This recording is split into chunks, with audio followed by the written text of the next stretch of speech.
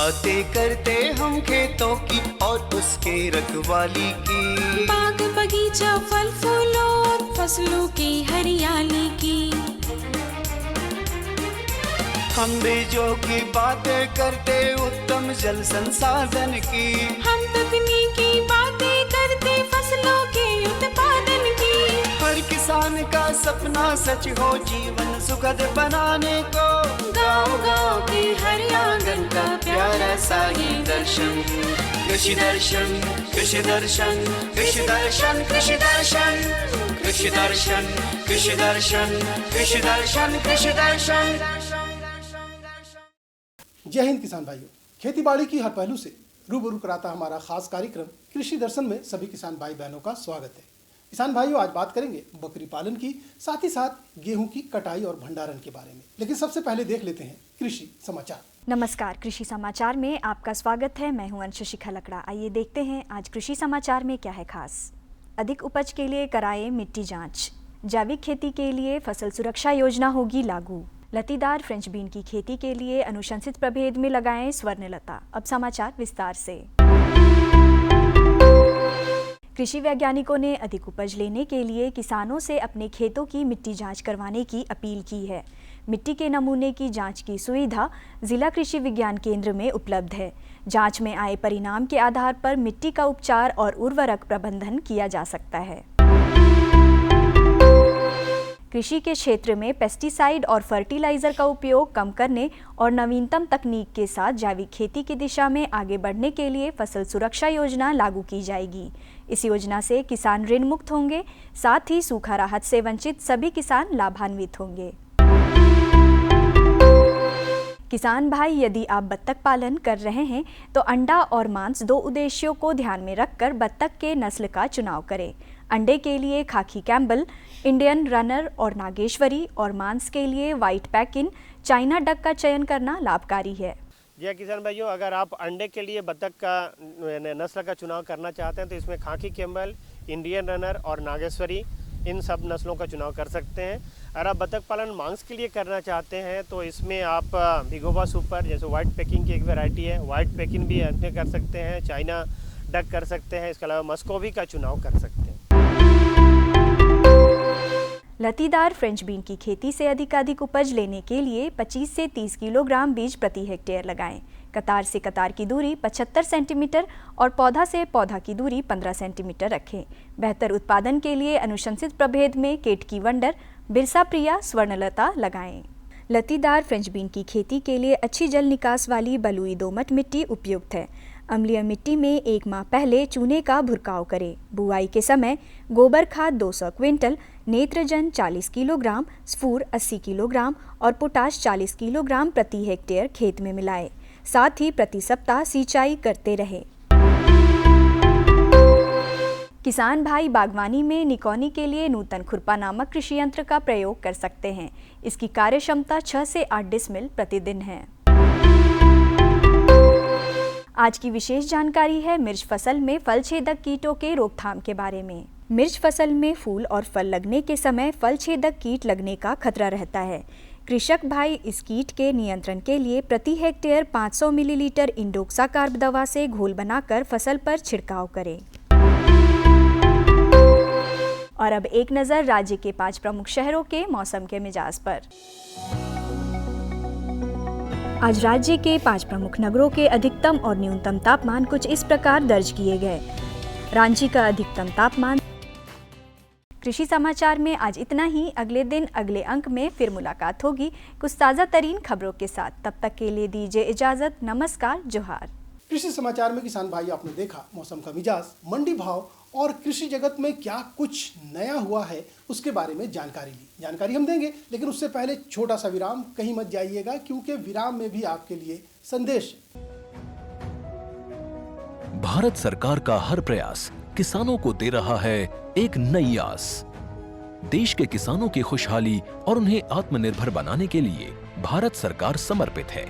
प्रधानमंत्री श्री नरेंद्र मोदी जी के नेतृत्व में कृषि क्षेत्र में किए गए निरंतर प्रयासों के फलस्वरूप देश खाद्यान्न व बागवानी के क्षेत्र में आत्मनिर्भर हो चुका है और देश में दलहन का उत्पादन भी बढ़ा है। इसी तरह भारत सरकार ने खाद्य तेलों के उत्पादन को बढ़ाने के भी अनेक प्रयास किए हैं। इसी क्रम को आगे बढ़ाते हुए माननीय प्रधानमंत्री श्री नरेंद्र मोदी जी के नेतृत्व में भारत सरकार ने दूरदर्शी निर्णय लेते हुए राष्ट्रीय खाद्य तेल मिशन ऑयल पाम की शुरुआत की है। इस मिशन से देश भर के किसानों को बहुत लाभ मिलेगा।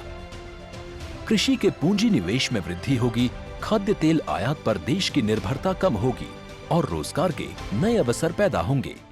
खाने के तेल में आत्मनिर्भरता के लिए अब राष्ट्रीय खाद्य तेल मिशन ऑयल पाम का संकल्प लिया गया है। इससे किसानों को तो सीधा लाभ होगा ही, गरीब और मध्यम वर्ग के परिवारों को सस्ता और अच्छी क्वालिटी का तेल भी मिलेगा। यही नहीं, ये मिशन बड़े स्तर पर रोजगार का निर्माण करेगा। इस मिशन के अंतर्गत ऑयल पाम का रकबा और पैदावार बढ़ाने पर जोर देने के लिए सरकार ने 11,000 करोड़ रुपए से अधिक की सहायता राशि निर्धारित की है। मिशन के तहत सरकार ने ऑयल पाम की खेती के लिए रोपण आदि की सहायता में बढ़ोतरी करते हुए पहले मिलने वाले 12,000 रुपए प्रति हेक्टेयर को बढ़ाकर 29,000 रुपए प्रति हेक्टेयर तक कर दिया है। ऑयल पाम के पुराने बागों के पुनरुद्धार के लिए 250 रुपए प्रति पौधा के हिसाब से विशेष सहायता दी जा रही है। पौधारोपण सामग्री की कमी दूर करने और बीजों की पैदावार करने वाले बागों को भी सहायता दी जाएगी। इसके तहत 15 हेक्टेयर ऑयल पाम उद्यान के लिए 80 लाख रुपए तक की सहायता राशि दी जाएगी। इसके अलावा नर्सरी विकास के लिए 40 लाख रुपए तक तय किए गए हैं। पूर्वोत्तर और अंडमान राज्यों के लिए विशेष सहायता का भी प्रावधान है। ऑयल पाम के किसान ताजे फलों के गुच्छे यानी FFB का उत्पादन करते हैं, जिनकी वर्तमान में कीमतें अंतर्राष्ट्रीय मूल्यों में उतार चढ़ाव के आधार पर तय होती हैं। पहली बार केंद्र सरकार ताजे फलों के गुच्छे की कीमत के लिए किसानों को आश्वासन दे रही है। ये व्यवहार्यता मूल्य यानी VP कहलाएगा, यानी किसानों को कोई घाटा नहीं होने दिया जाएगा। व्यवहार्यता मूल्य VP तय करने की शुरुआत 1 नवंबर से होगी और अगले वर्ष 31 अक्टूबर तक जारी रहेगी। इसे ऑयल पाम वर्ष कहा जाएगा। इस योजना के तहत वर्ष 2025-26 तक ऑयल पाम का रकबा 6.5 लाख हेक्टेयर सृजित करने और कच्चे ऑयल पाम की पैदावार वर्ष 2025-26 तक 11.20 लाख टन पहुंचाने का लक्ष्य निर्धारित किया गया है। सरकार के इस महत्वपूर्ण निर्णय से देश में ऑयल पाम की खेती करने वाले किसानों में विश्वास पैदा होगा और वे खेती का रकबा बढ़ाएंगे। इस तरह पाम ऑयल का उत्पादन भी बढ़ेगा, जिससे किसानों की आय बढ़ेगी और ग्रामीण अर्थव्यवस्था भी सुदृढ़ होगी। किसान भाइयों, अब बारी है जानकारी की। किसान भाई बहन, आप खेती बाड़ी करते हैं, साथ ही साथ पशुपालन भी करते हैं। ऐसे में अगर आप बकरी पालन करते हैं तो कम लागत में एक मुनाफे का सौदा हो सकता है। कैसे? तो चलिए विशेषज्ञ के पास चलते हैं और ले लेते हैं ये महत्वपूर्ण जानकारी। आज हम जानेंगे कि कम लागत में बकरी पालन का व्यवसाय कैसे करें और उससे उनकी जो आर्थिक स्थिति है उसमें सुधार कैसे होगा। इस बारे में जानकारी देने के लिए हमारे साथ विशेषज्ञ के तौर पे हैं डॉक्टर भरत महतो जी। झारखंड प्रदेश की अगर बात करें तो यहाँ वैसे बहुत सारे किसान हैं जिनके पास न ज़्यादा ज़मीन है न ज़्यादा पूंजी है। वैसे में बकरी पालन एक व्यवसाय के रूप में अगर करना चाहें तो कम लागत में बकरी पालन कैसे करेंगे? जी हाँ किसान भाइयों, जैसा हम लोग सभी जानते हैं कि झारखंड की जो भौगोलिक स्थिति है, यहाँ पर पूरे अधिकतर क्षेत्र हमारा यहाँ पे छोटे छोटे पहाड़ पठार टंगरा टुंगरी से भरा हुआ है, जहाँ पर सालों भर जो बकरियों के खाने के लिए जो पत्ते होते हैं या घास होते हैं वो उपलब्ध रहते हैं। साथ साथ अगर खेती बाड़ी की भी बात करें तो पानी की भी उपलब्धता इतनी कम होती है कि किसान भाई सालों भर रोज़गार के लिए खेती बाड़ी नहीं कर पाते हैं, और वैसे ही किसान कर पाते हैं जिनके पास पानी देने के लिए अच्छे खासे प्रबंध कर रखे हैं। तो किसान भाइयों, इन परिस्थितियों में अगर हम बात करें तो झारखंड का जो बाज़ार है, मांस का बाज़ार विशेष करके हम बात करें तो झारखंड में अधिकतर लोग मांसाहारी प्रवृत्ति के हैं, जिसके कारण मांस की जो मांग होती है वो सालों भर बहुत अच्छी रहती है। सालों भर कभी भी यहाँ पे ऐसा नहीं महसूस होता है कि इस महीने में हमारा बाज़ार कम है तो हमारा माल नहीं बिक रहा है, इस तरह की स्थिति नहीं आती है। और इस परिस्थिति में अगर हम बात करें तो मांस उत्पादन में विशेष करके जो बकरा बकरी जो खस्सी के मांस की डिमांड है कहें तो बाकी मांसों की अपेक्षा बहुत अधिक रहती है और इसके दाम में भी कभी भी गिरावट महसूस नहीं होती है। हमेशा जब भी होता है तो इसका दाम ऊपर की ओर ही जाता है। और आप देखे होंगे जैसे कोरोना से 2-3 साल पहले लें तो 500 के आसपास था, अभी आप 650-700 के पर केजी के आसपास चला गया है। तो ये एक दर्शाता है कि इस व्यवसाय को हम ग्रामीण स्तर पे बहुत अच्छा, जो बकरी पालन हमारा जो पुरानी पद्धति में आ रहे हैं, पुराने जो हजारों साल पहले से हम लोग जो बकरी पालन करते आ रहे हैं, उसको अब ऐसा समय आ गया है कि इसको एक अच्छा व्यवसाय का रूप दिया जा सकता है। किसान भाइयों, ग्रामीण स्तर में इसको एक व्यवसाय के रूप में चुनने के लिए कई कारण हो सकते हैं। उसमें जो मुख्य कारण है हम उन सबों पे थोड़ा आपका ध्यान केंद्रित करना चाहेंगे। अब व्यवसाय के रूप में अगर लेते हैं तो अगर झारखंड की बात करें तो यहाँ पे सबसे ज़्यादा ग्रामीण में लोग रहते हैं। वो अगर इसको व्यवसाय से जोड़ना चाहते हैं तो क्या कुछ तकनीक अपनाएं या क्या कुछ करें, उसके बारे में बताएं। निश्चित है किसान भाइयों, इस पर हम लोग बात करें, लेकिन क्यों बकरी पालन की ओर हम लोग इसको एक व्यवसायीकरण की ओर प्रेरित करना चाहते हैं, उस पर हम 2-3 बातों पर विशेष ध्यान दिलवाना चाहते हैं आपको। पहला तो जैसे हम बाज़ार की बात कर रहे थे, सालों भर यहाँ पे बाज़ार बहुत अच्छी तरह से बनी रहती है, इसका आप लाभ ज़रूर लें। दूसरा, आपके इसमें पूंजी की कम से कम ज़रूरत होती है। जैसे दूसरे व्यवसाय में आप जाते हैं तो आपको अधिक पूंजी की ज़रूरत होती है और प्रतिदिन कुछ न कुछ पूंजी उसमें लगाने की ज़रूरत होती है। अगर आप बकरी पालन को अपने एक व्यवसाय के लिए चुनते हैं तो शुरुआत में पूंजी की माने लागत भी कम लगती है शुरुआत करने के लिए। इसके अलावा आपके पास जो अभी हम जंगल, पठार, टंगरा, टुंगरी, इन सबों में जो घास पात आपके पास मौजूद है, उन सबों को खिलाने पिलाने में जो एक मोटा खर्च होता है पशुपालन में, 70 से 80% का जो खर्च होता है वो आपको प्रतिदिन की बचत है। इसके साथ खेती बाड़ी के अलावे आप इस व्यवसाय को आसानी से कर सकते हैं। इसमें समय थोड़ी सी कम देने की ज़रूरत होती है। दूसरे, जो रोग बीमारी से या महामारी वगैरह आके जो पूरा पूंजी आपका ख़त्म होने की जो एक जोखिम होता है, वो जोखिम भी कम है यहाँ पे।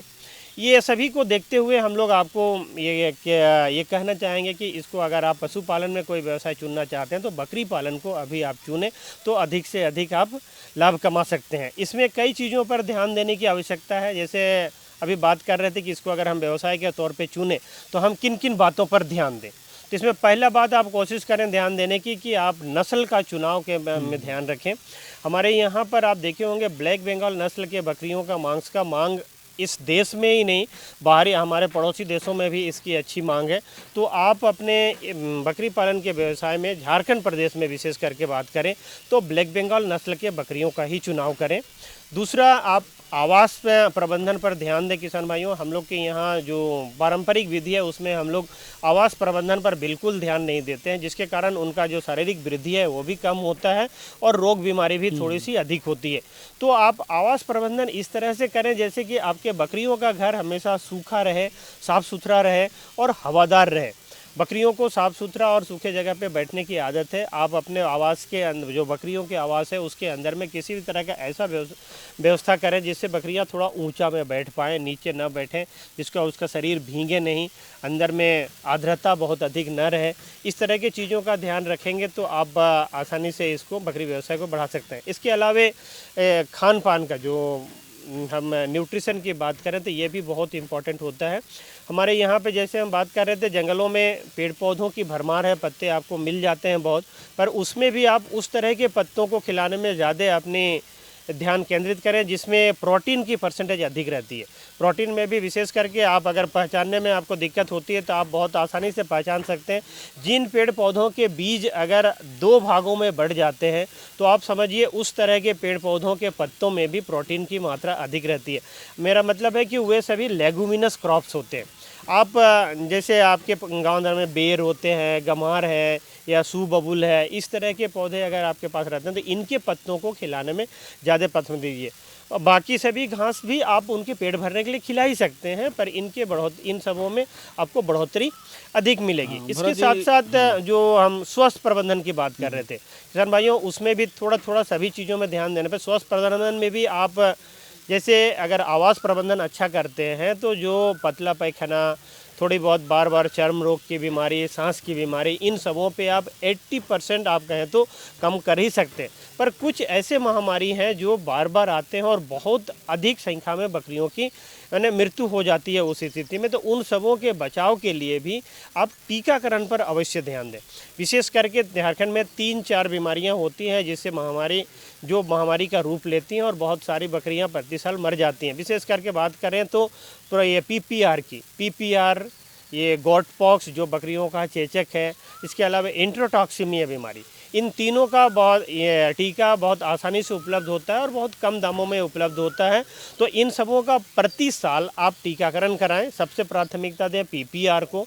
आप पीपीआर कोशिश करें ये ठंडा शुरू होने से पहले आप कराएं। इंट्रोटॉक्सिमिया की टीका आप बरसात से पहले करा दें।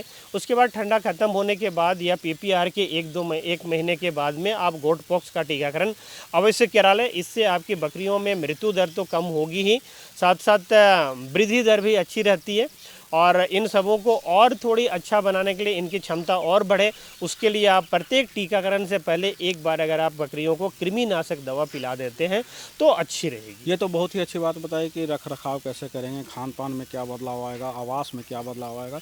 लेकिन एक चीज़ चलते चलते आपसे यह भी जानना चाहेंगे कि अगर मात्रा की बात करें तो संख्या में कितने रखें कि दोनों का मेल बना रहे और ज़्यादा से ज़्यादा उत्पादन होता रहे। यह किसान भाइयों, अगर हम एक संख्या आप ब्रीडिंग प्रबंधन के लिए जो प्रजनन प्रबंधन है उसके लिए ज़्यादा महत्वपूर्ण होता है। आप कोशिश करें प्रत्येक 15 से 20 बकरियों में एक बकरा प्रजनन के लिए अवश्य रखें, तो आप जो प्रजनन प्रबंधन है उसको आसानी से कर सकते हैं। और बकरे में आप एक सावधानी रखें, अपने घर के बकरियों का जो बच्चा है उसको आप बकरा के रूप में बड़ा न करें, बकरे के रूप में किसी दूसरे गांव के बकरियों का ही बच्चा को बढ़ावा दें, तो आपके पास में जो आने वाली नस्लें हैं बकरियों का वो अच्छा रहेगा। तो किसान भाइयों, आपने देखा कि हमारे विशेषज्ञ ने कितनी अच्छी बातें बताएं कि कम लागत में भी बकरी पालन का व्यवसाय अपना सकते हैं और ज़्यादा मुनाफा कमा सकते हैं। आप हमारे इस कार्यक्रम में और इतनी अच्छी महत्वपूर्ण जानकारियाँ दी, इसके लिए आपका बहुत बहुत धन्यवाद। किसान भाइयों, आगे के लिए जोहार। किसान भाई बहन, इस वक्त गेहूं की कटाई, मड़ाई और भंडारण की बात चल रही है और अगर वैज्ञानिक तरीके से किया जाए तो काफ़ी आपको मुनाफा हो सकता है, क्योंकि इसमें बर्बादी कम होती है।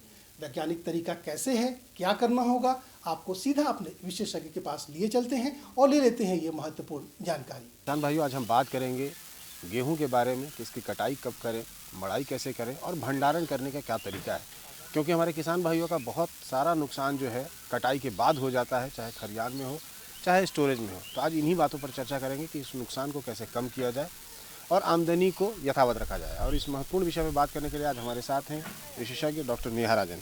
नेहा जी, जैसा कि आज का हमारा विषय है कि गेहूं की कटाई, मड़ाई और भंडारण, तो सबसे बड़ी पहले तो ये बता दें कि जो गेहूं की कटाई करें हमारे किसान भाई, तो किस स्थिति में करें, क्या उसकी जो है आदर्श स्थिति है जब वो गेहूं की कटाई करें? सबसे पहले मैं किसान भाइयों को ये बताना चाहूँगी कि गेहूं का जो कटाई का समय होता है वो सबसे महत्वपूर्ण होता है, और ये जो समय है ये निर्भर करता है गेहूं के किस्म पर और साथ ही इसकी बिजाई कब की गई है, तो इन दोनों पे निर्भर करेगी। दूसरी चीज़ है, जब कटाई हम लोग करते हैं तो गेहूं में कितना नमी है, दानों में कितना नमी का मात्रा है, इस पर हम लोग चर्चा करेंगे। गेहूं की अगर हम लोग कटाई की बात करते हैं तो सबसे पहले जो कटाई का समय है वो सबसे महत्वपूर्ण होता है, और ये जो समय है वो निर्भर करता है गेहूं के प्रभेद पर, और दूसरा इसकी बुआई पे कि किस समय बुआई की गई है। साधारणतः हम लोग देखते हैं कि हमारे देश में जो कटाई के उपरांत अगर सही रूप से प्रबंधन गेहूं का न किया जाए तो 8 से 10% अनाज का नुकसान हो जाता है, जो काफ़ी बड़ा नुकसान होता है। तो अगर हम लोग सही तकनीक से इसका भंडारण करें, गहाई करें या कटाई करें तो हम इस जो हानि है उससे बच सकते हैं। और जनरली ये बोला जाता है कि 20% तक नमी हो तब हम लोग इसकी कटाई करें।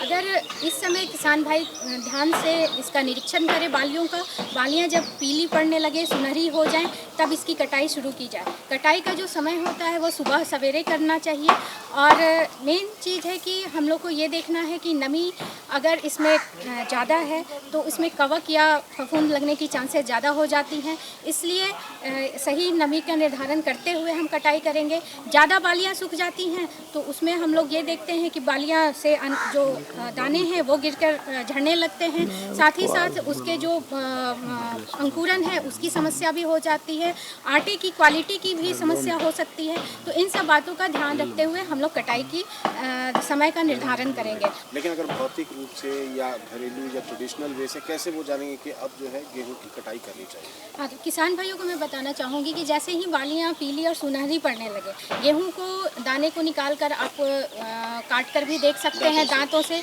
कि कैसी आवाज़ आ रही है, उससे भी हम नमी का अनुमान लगा सकते हैं। और इसके बाद मेन है कि उसका रंग से किसान भाइयों को जानना होगा कि ये अभी कटने के लिए तैयार है कि नहीं है, जब हो जाए तब काटें। और पीला थोड़ा सा ज़्यादा पीला भी ना हो और कम हरियाली जैसे हरापन भी ना हो। अच्छा नेहा जी, आपसे एक चीज़ और जानना चाहेंगे कि जो कटाई है उसमें यंत्रों की भी एक अपनी भूमिका है कि खेतों में ही बालियां ना झड़े। दूसरा है कि जब उसको खलिहान पर लेकर जाएं मड़ाई के लिए, तो खलिहान में पहले से क्या व्यवस्था उनको करनी चाहिए, और अगर यंत्र का उपयोग करते हैं तो किस तरह से सावधानी पूर्वक करें? ये कटाई अगर हम लोग गेहूँ की ज़्यादा खेती कर रहे हैं या ज़्यादा एरिया में लगा हुआ है तो हम लोग रीपर से भी गेहूँ को कटाई कर सकते हैं, या हम लोग मैनुअली जो दराती आता है उससे हम लोग काटते हैं, या हंसी से भी काटते हैं। हाँ, यस। और 3 से 6 सेंटीमीटर ऊपर उठकर पौधे से उसका बाली का कटाई करना चाहिए। साथ ही जो ये समय होता है जनरली हम लोग देखते हैं 15 मार्च से 15 अप्रैल का समय होता है कटाई का। और इस समय किसान भाइयों को थोड़ा ध्यान रखना है कि जब भी कटाई करें उससे पहले हम लोग को थ्रेशिंग फ्लोर यानी जहाँ की मड़ाई करनी है उसकी व्यवस्था सही से कर ले। तो खलिहान की जो व्यवस्था है वो सही से कर ले, अच्छे से खलिहान को साफ करके गोबर से लिप कर उसको तैयार कर लें। और वहाँ पे ये सुनिश्चित करें कि किसी दूसरी तरह की वैरायटी कोई और अन्य किस्म गेहूं का वहाँ पे ना हो, दाने अन्य ना हो, ताकि जो बीज भी अगर रखना चाहे किसान भाई तो वो बीज अच्छी तरह से रख सकते हैं। यानी कि वो पक्के फ्लोर हो, अगर नहीं है तो कच्चों को भी थोड़ा साफ करके अच्छा से बना देना चाहिए। अच्छा मैडम, आप जानना चाहेंगे कि जो स्टोरेज है, जो हमारे किसान भाई बहुत मात्रा में अगर करते हैं तो रेट बढ़ने की उम्मीद में स्टोर भी करते हैं, लेकिन वहाँ भी उनको नुकसान झेलना पड़ता है। वहाँ पे किस तरह की व्यवस्था? भंडारण का मुख्य जो योगदान होता है, अगर सही तकनीक से हम लोग भंडारण करें तो हम लोग बहुत हानि को कंट्रोल कर सकते हैं, नियंत्रित कर सकते हैं। एक चीज़ और मैं बताना चाहूँगी कि मड़ाई करते समय आपको ये भी ध्यान रखना है, एक तो हम लोग रीपर से कटाई कर रहे हैं या मैनुअली कटाई कर रहे हैं, उसके बाद जब थ्रेशिंग करते हैं तो थ्रेशिंग मैनुअल भी कर सकते हैं या फिर हम लोग थ्रेशर का इस्तेमाल कर सकते हैं। अगर बहुत लार्ज स्केल में हम लोग प्रोडक्शन कर रहे हैं तो आप कंबाइन हार्वेस्टर का भी उपयोग कर सकते हैं। तो जो भी कंडीशन हो, लेकिन हम लोग को ये ध्यान रखना है कि मड़ाई करते समय किसी भी प्रकार का बिजली का जो तार होता है वहाँ कहीं किसी प्रकार का चिंगारी ना हो। साथ ही जब जो भी आदमी जो किसान मड़ाई कर रहे हैं वो धूम्रपान उस समय बिल्कुल ना करें, क्योंकि एक चिंगारी पूरे खेत को जलाकर राख कर सकती है। जो फसल है पूरे नुकसान हो सकती है, आपके इतने महीनों की मेहनत नुकसान हो जाएगी। तो इसके खास ख्याल रखें। साथ ही अगर हम लोग भंडारण की बात करते हैं तो जनरली हम लोग जब बोलते हैं कि कटाई के समय जो दानों में नमी होना चाहिए 20% होना चाहिए, जब मड़ाई या थ्रेशिंग करते हैं उस समय जो नमी की मात्रा होनी चाहिए वो 12 से 14% होनी चाहिए। और जब हम लोग भंडारण के लिए बात करते हैं और दीर्घकालीन भंडारण की बात करते हैं तो उस समय नमी की मात्रा 8 से 10% होनी चाहिए। तो ये किसान भाई इस चीज़ को सुनिश्चित करें कि हम इतनी अच्छी तरह से गेहूँ को सुखाएं ताकि उसको नमी से हम लोग बचाया जा सके और 8 से 10% तक नमी उसका लेकर आएँ। और सुखाते समय ये ध्यान रखें कि गेहूं को डायरेक्ट ज़मीन पर ना सुखाएं। अगर पक्के फर्श हैं तब तो अच्छी बात है, पक्के फर्श पर सुखाएं, नहीं है तो काली पॉलीथीन बिछाकर उसके ऊपर गेहूं को सुखाएं ताकि गेहूं के बीज अच्छे से सूख जाए। और इसके बाद जब हम लोग भंडारण करते हैं तो भंडारण के समय ये ध्यान दें किसान भाई कि भंडारण का जो कक्ष होता है वो शयन कक्ष से अलग होना चाहिए, बिल्कुल सेपरेट रूम हो। और भंडारण से पूर्व बीजों को या दानों को अच्छी तरह से सफाई कर लें। सुखाने के बाद अच्छी तरह से सफाई कर लें। सफाई करते समय ये ध्यान दें कि किसी प्रकार का उसमें कंकड़ पत्थर भूसा ये ना हो, चाहे बीज जो हो एक समान दिखनी चाहिए, वैसे बीजों को ही भंडारण किए जाए ताकि भंडारण के समय जो लगने वाले कीट हैं उससे बचाव कर सकें हम लोग। अच्छा, हमारे झारखंड के गाँव देहातों में एक परंपरा यह भी है कि कोठी में भी रखते हैं, बड़े बड़े स्टील के या जो मेटल के बर्तन हैं उसमें भी रखते हैं, उसको कैसे स्टेरलाइज करें? कोठी हुआ या फिर हम लोग मेटल बीन की बात करें, सीड बीन जिसे हम बोल रहे हैं, तो सीड बीन को तो आप अच्छे से धुल के साफ़ करके धूप में अच्छी से सुखा कर, उसके बाद उसमें आप जब भी गेहूँ रख रहे हैं तो आप सिंदवार या नीम या करंज के पत्ते का इस्तेमाल कर सकते हैं। हरे पत्ते को लाकर छाँव में सुखाना है और उसके साथ गेहूँ को मिलाकर उसमें रख सकते हैं। कोठीले की बात करते हैं तो हम लोग उसको जब भी नया जब बीज रख रहे हैं तो कोठीले को अच्छे से सफाई कर लें, और हम लोग कोठीले को देखते हैं मिट्टी और गोबर से लीप कर उसको पूरा से कंटामिनेशन से फ्री करते हैं। तो इस तरह से उसको पहले फ्री करके, और उसमें भी हम प्रधुमन कर सकते हैं। करंज या नीम के पत्ते को, हरे पत्ते को लाकर उसको जलाकर उसमें कोठीले को के मुंह को बंद करके और पत्ते को जलाकर उसमें धुआं कर लें। धुआं करने से जो भी अंदर में कीट के कारक होते हैं, जो हमें आँख से दिखाई नहीं देते हैं, वैसे कीट उसमें ख़त्म हो जाएंगे। तो उस तरह से फिर जब धुएँ ख़त्म हो जाए तो राख को हटा लें और उसके बाद बीज को उसमें रखें। और इन तमाम उपायों को अगर किसान भाई करते हैं तो निसंदेह उनका नुकसान जो है न्यूनतम हो जाएगा। न्यूनतम हो जाएगा, यस। तो किसान भाई देखा आपने कि हमारे विशेषज्ञ ने काफ़ी अच्छे ढंग से आपको बताया है कि जो गेहूँ है उसकी कटाई, उसकी मड़ाई और उसका भंडारण करने की आदर्श स्थिति क्या है, और सारा कुछ आपके पास सुलभ है, आपके स्थानीय संसाधनों पर ही निर्भर करता है। मैडम, आप हमारे कार्यक्रम में आए हमारे किसान भाई को इतनी अच्छी और महत्वपूर्ण जानकारी दी, इसके लिए आपका बहुत धन्यवाद। किसान भाइयों, हमें उम्मीद है कि ये जानकारी आपको अच्छी भी लगी होगी और साथ ही साथ आप इस पर अमल भी करेंगे, क्योंकि अगर आप अमल करेंगे तभी हमारा सपना साकार होगा आपके मुनाफे को दोगुना करने का। फिलहाल आज के लिए इतना ही, दीजिए इजाज़त, लेकिन जाने से पहले आप हमारा पता ज़रूर लिख डालिए। हमारा पता है कार्यक्रम कृषि दर्शन, कृषि प्रकोष्ठ द्वारा केंद्र निदेशक, दूरदर्शन केंद्र, रातू रोड, रांची। पिन संख्या 834001। तो हमें रहेगा बेसब्री से आपके खतों का इंतज़ार। तब तक के लिए दीजिए इजाज़त। नमस्कार।